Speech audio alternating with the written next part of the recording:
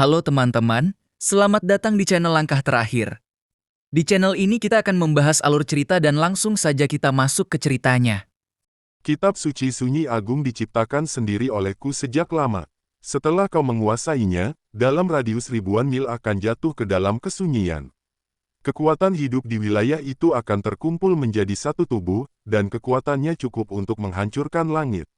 Suara kuno dan berat terdengar dari sosok di dalam tablet. Tersirat kepuasan dalam nada suaranya, jelas ia bangga pada seni bela diri ciptaannya. Selain itu, tampaknya kau telah menguasai seni bela diri yang ditinggalkan oleh Raja Sunyi Agung. Meskipun itu hanya seni bela diri jiwa, setelah kau memahami kitab suci Sunyi Agung, keduanya akan saling melengkapi. Kekuatan teknik itu akan meningkat berkali-kali lipat. Lindong sedikit tertegun, lalu kegembiraan muncul di matanya. Ini jelas di luar dugaannya. Tampaknya Raja Sunyi Agung memiliki hubungan khusus dengan roh tablet ini. Ia menatap 4 karakter kuno yang melayang di sekelilingnya. Dari sana, ia merasakan aliran informasi kuno yang sangat besar. Seni bela diri ini jelas melampaui tingkat seni bela diri jiwa, ini adalah seni bela diri surga. Seni bela diri tingkat ini mampu memanipulasi energi langit dan bumi. Kitab suci Sunyi Agung dapat membawa kehancuran ke suatu wilayah, lalu mengumpulkan kekuatan hidupnya. Kekuatannya nyaris tak terukur, bahkan memungkinkan seseorang mengalahkan lawan yang lebih kuat. Jika ditempatkan di sekte superwilayah Suan Timur, teknik ini cukup untuk menjadi fondasi yang menekan seluruh sekte. Menurut penilaian Lindong, di antara semua tekniknya, hanya naga terwujud langit hijau yang setara dengan tingkat ini. Jika ia berhasil menguasai kitab suci Sunyi Agung, maka ia akan memiliki 2 seni bela diri surga. Bahkan, konon ada tingkat yang lebih tinggi dari seni bela diri surga, teknik yang benar-benar mampu menghancurkan dunia. Namun, bahkan sekte super pun jarang bisa menguasainya. Inti dari kitab suci Sunyi Agung terletak pada kata sunyi. Terobosan yang kau capai sebelumnya menunjukkan bahwa pemahamanmu terhadap konsep ini sudah cukup dalam, jelas roh tablet. Kesunyian bukan berarti memusnahkan kehidupan. Dalam siklus kehidupan, kesunyian hanya mengumpulkan kekuatan hidup, menunggu saat untuk mekar kembali. Lindong mencatat setiap kata itu dengan serius. Terima kasih atas bimbingannya, Penatua, ucapnya dengan hormat. Itu hanya penjelasan dasar. Seberapa jauh kau bisa melangkah, tergantung pada dirimu sendiri. Lindong mengangguk, lalu duduk bersila. Ia menarik napas dalam-dalam, menenangkan pikirannya. Tak lama kemudian, 4 karakter kuno itu melesat ke arah kepalanya dan langsung memasuki pikirannya. Tubuh Lindong langsung bergetar hebat. Gelombang informasi kuno yang sangat besar membanjiri kesadarannya. Bahkan dengan kekuatannya, ia tetap merasa seolah kepalanya akan pecah. Wajahnya dipenuhi rasa sakit, namun ia mengatupkan gigi dan bertahan. Ia tahu, ini adalah harga untuk kekuatan. Meskipun sulit, ia tidak memiliki niat untuk mundur. Ia telah sampai sejauh ini, tidak mungkin menyerah sekarang. Seiring waktu berlalu, cahaya kuning kuno dari tubuhnya semakin terang. Batu di bawahnya perlahan hancur tanpa suara. Roh tablet diam-diam mengamati. Aku harap pilihan kali ini tidak salah, waktuku tidak banyak lagi. Di saat itu, garis-garis hitam di dasar tablet kembali bergerak. Suara dingin dan jahat terdengar. Kau masih belum menyerah, masih berharap pada anak ini. Roh tablet tetap tenang. Dia memiliki simbol leluhur pemangsa. Peluangnya lebih besar dibanding yang lain. Jika dia bisa membawa 2 simbol leluhur, aku bisa melenyapkanmu. Makhluk itu tertawa dingin. Bahkan tuanmu pun akhirnya gugur. Siapa lagi yang bisa menghentikan kami? Kita lihat saja nanti, jawab roh tablet tenang. Cahaya kembali menekan garis hitam itu hingga mereda. Setelah itu, roh tablet menatap Lindong, lalu mengirimkan seberkas cahaya ke tubuhnya. Aura Sunyi Agung mulai menyelimuti tubuh Lindong. Rasa sakit di wajahnya perlahan menghilang. Lindong, hanya ini yang bisa kubantu. Sisanya bergantung padamu. Waktu berlalu tanpa terasa. Setengah bulan kemudian, Sekte Dao menjadi sangat ramai. Semua perhatian tertuju pada satu hal, Lindong. Sosok yang sebelumnya dianggap gagal, kini masih diselimuti cahaya dari tablet Sunyi Agung. Energi penolakan yang kuat membuat para tetua tidak bisa mendekat. Total waktu yang dihabiskan Lindong kini mencapai 2 bulan. Seluruh aula sunyi dipenuhi orang. Bahkan para tetua yang biasanya menyendiri ikut muncul. Jiang Hao, Pang Tong, dan yang lainnya telah sadar. Mereka menatap Lindong dengan ekspresi rumit. Tak ada yang menyangka, murid yang baru bergabung kurang dari setahun ini justru berhasil mencapai tahap ini. 100 tahun. Sudah 100 tahun sejak seseorang berhasil memahami kitab suci Sunyi Agung.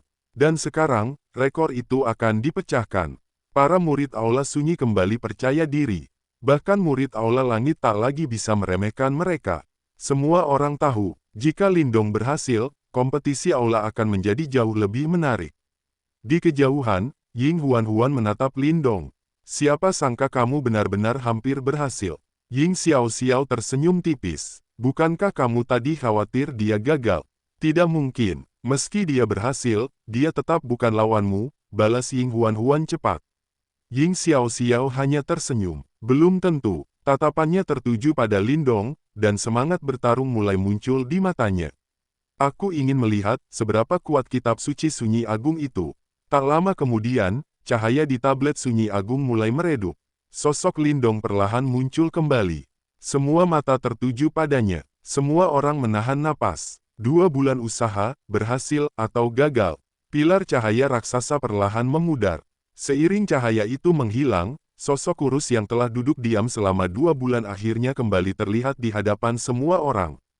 Untuk sesaat, seluruh area diliputi keheningan.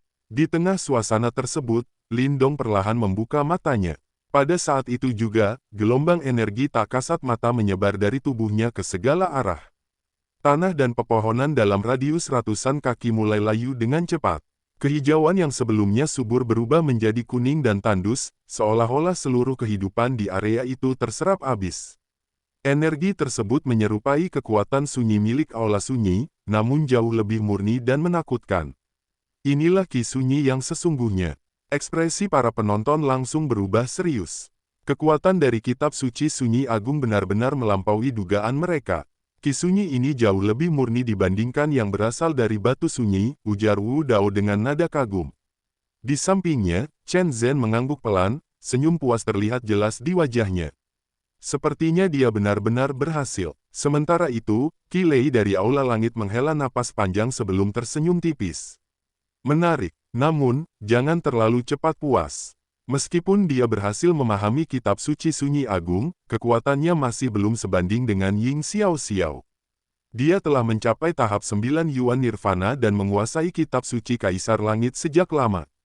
Chen Zhen hanya tertawa ringan. Lindong sudah melangkah sejauh ini. Tidak ada yang bisa memastikan batasnya.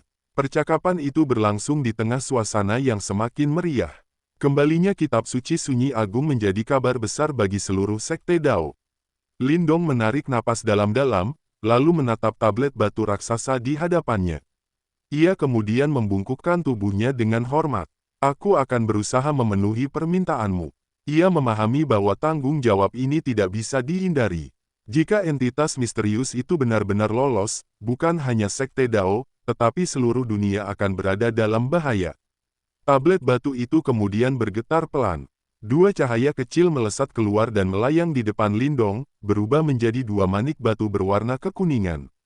Ini adalah manik sunyi. Gunakan saat benar-benar diperlukan. Selebihnya akan bergantung padamu. Suara kuno itu bergema dalam benaknya. Tak lama kemudian, tablet raksasa tersebut perlahan tenggelam ke dalam tanah hingga menghilang sepenuhnya. Lindong menyimpan kedua manik itu, lalu berbalik. Di hadapannya, lautan murid telah berkumpul. Ribuan pasang mata tertuju padanya, menunggu jawaban pasti. Jadi, kamu berhasil atau tidak? Seru Ying Huan-Huan sambil berdiri dengan tangan di pinggang. Seketika, kerumunan mulai bergemuruh, menuntut jawaban. Lindong tersenyum tipis. Ia melangkah maju, dan dalam sekejap sosoknya menghilang dari tempatnya berdiri. Saat berikutnya, ia telah muncul tepat di hadapan Ying Huan-Huan. Jari telunjuknya terangkat, mengarah ke dahi gadis itu. Ying Huan-Huan terpaku. Ia tidak sempat menghindar, namun tetap menatap lurus tanpa mundur.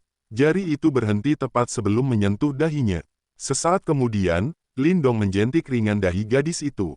Menurutmu, ujarnya santai. Ying Huan-Huan meringis sambil menatapnya kesal. Untuk sesaat suasana kembali hening, sebelum akhirnya sorakan besar meledak di seluruh area. Para murid Aula Sunyi bersorak penuh emosi. Setelah 100 tahun, akhirnya ada seseorang yang berhasil menguasai kitab suci Sunyi Agung. Di kejauhan, Ying Xuanzi menyaksikan semua itu dengan senyum tipis. Zhou Tong, akhirnya ada yang melampauimu. Ia kemudian berbalik dan pergi, sementara gema perayaan masih terus bergema di belakangnya. 5 hari telah berlalu sejak tablet Sunyi Agung kembali tenggelam ke dalam tanah. Keributan yang sempat terjadi akibat kemunculan kitab suci Sunyi Agung pun perlahan mereda. Hal ini membuat Lindong merasa lega, seolah beban besar yang selama ini menekan dirinya akhirnya terangkat. Setelah melalui periode pelatihan intensif, hari-hari Lindong menjadi jauh lebih santai. Ia sesekali pergi ke Sungai Pil untuk berlatih, membiasakan diri dengan kitab suci Sunyi Agung, atau sekadar berjalan-jalan di sekitar aula bela diri. Kehidupan seperti ini terasa jauh lebih ringan dibandingkan sebelumnya. Namun, berbeda dengan dirinya, suasana latihan di keempat aula justru semakin menegang. Hal ini disebabkan oleh semakin dekatnya kompetisi aula, acara terbesar di Sekte Dao, yang akan berlangsung dalam waktu 1 bulan. Kompetisi aula merupakan ajang untuk menguji kekuatan para murid dari 4 aula, sekaligus menentukan peringkat masing-masing aula. Karena itu, setiap murid berlatih sekuat tenaga agar tidak dipermalukan di hadapan semua orang. Seiring mendekatnya hari kompetisi, suasana latihan menjadi semakin intens. Lindong tentu menyadari perubahan ini, tetapi ia tidak terlalu terpengaruh. Kekuatannya telah meningkat pesat dalam waktu singkat, dan kini ia telah menguasai kitab suci Sunyi Agung. Ia hanya perlu memahaminya secara perlahan, tanpa harus terburu-buru. Karena itu, di tengah kesibukan semua orang, justru ia menjadi salah satu yang paling santai. Beberapa hari berlalu dengan tenang. Sesekali, Lindong bertemu dengan Ying Huan-Huan di dalam sekte. Gadis itu memiliki daya tarik luar biasa dan selalu dikelilingi banyak orang kemanapun ia pergi. Tawa cerianya seakan menular, membuat suasana di sekitarnya menjadi hidup. Namun setiap kali melihat Lindong, ia justru memutar matanya dan segera pergi dengan cepat, seolah menghindarinya. Hal itu membuat Lindong sedikit heran, hingga akhirnya ia teringat taruhan lama di antara mereka. Ia pun hanya tersenyum. Baginya, hal itu hanyalah candaan yang bahkan hampir ia lupakan. Selain kejadian kecil itu, kehidupan Lindong tetap damai dan stabil. Hingga suatu hari, Lindong duduk di aula bela diri yang redup, berhadapan dengan seorang lelaki tua buta di depan papan catur. Hubungan mereka cukup akrab, dan Lindong sering menemani lelaki tua itu bermain catur meskipun ia sendiri tidak terlalu tertarik. Setelah meletakkan bidaknya, Lindong melihat sekeliling dan bertanya, "Mengapa hari ini aula bela diri terasa lebih sepi?" Lelaki tua itu menjawab dengan tenang, "Karena ada tantangan gunung, banyak murid pergi menonton." Tantangan gunung. Lindong terkejut. Lelaki tua itu menjelaskan bahwa hubungan antar faksi di wilayah Suan Timur cukup rumit. Selain 8 sekte super, masih ada kekuatan besar lain yang sedikit berada di bawah mereka. Salah satunya adalah Gua Tebing Besar, yang sering datang untuk menantang Sekte Dao. Mereka biasanya membawa murid-murid unggulan untuk bertarung. Jika menang, mereka akan menyombongkan diri seolah telah mengalahkan Sekte Dao. Namun selama 3 tahun terakhir, mereka selalu kalah. Karena itu, Lindong tidak terlalu memikirkan hal tersebut. Waktu berlalu hingga pertandingan catur hampir selesai. Namun tiba-tiba, Lindong mengangkat kepalanya. Ia merasakan seseorang mendekat dengan cepat. Tak lama kemudian, Mo Ling muncul dengan ekspresi serius. "Ada apa?" tanya Lindong. Mo Ling segera menjelaskan situasi di aula depan. Ternyata, kali ini Gua Tebing Besar datang dengan murid-murid yang jauh lebih kuat. Para murid inti Sekte Dao yang terkuat sedang menjalani pelatihan tertutup, sehingga tidak bisa turun tangan. Dari 3 putaran yang telah berlangsung, Sekte Dao telah kalah 2 kali. Saat ini, putaran keempat sedang berlangsung, dan Ying Huan-Huan yang bertarung. Ia mampu menahan lawannya, tetapi pihak lawan masih memiliki 1 petarung kuat yang belum turun. Jika tidak ada yang menggantikan, Ying Huan-Huan kemungkinan harus bertarung 2 kali. Mendengar hal itu, wajah Lindong sedikit berubah. Ia memahami sifat Ying Huan-Huan. Meskipun terlihat ceroboh, dalam hal yang menyangkut kehormatan sekte, ia tidak akan mundur. Namun membiarkan seorang gadis bertarung 2 kali jelas tidak pantas. "Wakil Kepala Aula Wu Dao memintamu untuk pergi," kata Mo Ling. Lindong menghela napas pelan, lalu berdiri. Ia melirik lelaki tua buta di sampingnya.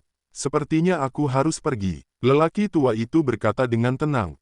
Mereka terlalu sombong. Jangan menahan diri. Sekte Dao akan mendukungmu. Lindong tersenyum tipis, lalu pergi bersama Mo Ling menuju aula depan. Aula depan adalah tempat khusus untuk menerima tamu. Di sana terdapat banyak arena pertarungan. Saat ini, salah satu arena dipenuhi oleh kerumunan murid. Ketika Lindong tiba, banyak mata langsung tertuju padanya. Wajah para murid Sekte Dao dipenuhi kelegaan. Lindong datang. Sorakan kecil pun terdengar. Lindong hanya tersenyum tipis, lalu mengalihkan pandangannya ke arena.